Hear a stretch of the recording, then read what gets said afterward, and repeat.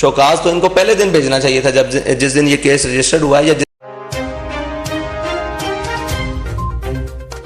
السلام علیکم ناظرین کرام، تحریک لبیک پاکستان بہت جلد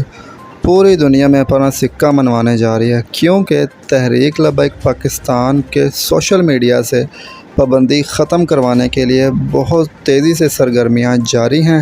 جی ہاں ناظرین، آپ کو پتہ ہے کہ تحریک لبیک پاکستان پر تمام سوشل میڈیا پر پابندی ہے،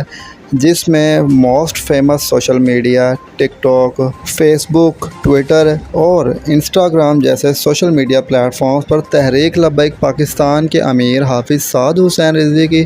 تصویر لگانے پر یا علامہ خادم حسین رضوی کی تصویر لگانے پر یا ان کا نام لکھنے پر ہی آپ کی آئی ڈی بلاک کر دی جاتی تھی۔ اب اس کو کورٹ میں چیلنج کیا گیا ہے اور اس پر بہت سے صحافی بھی کام کر رہے ہیں۔ جی ہاں ناظرین، علامہ حافظ سعد حسین رضوی کی الیکٹرانک میڈیا چینلز کے صحافیوں سے ملاقات ہوئی ہے، جس میں غیر رسمی گفتگو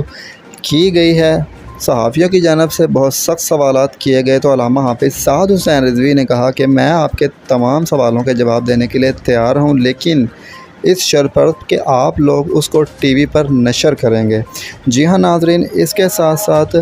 بیرسٹر عثمان منگت، جو کہ ایک ینگ پولیٹیشین ہیں اور پروفیسر ہیں لاء کے، انہوں نے بھی تحریک لبیک پاکستان کی حمایت کا اعلان کیا تھا اور انہوں نے پیٹیشن بھی دائر کی ہوئی ہے، جو کہ کورٹ میں اس کی سماعت کی جائے گی اور انشاءاللہ بہت ہی جلد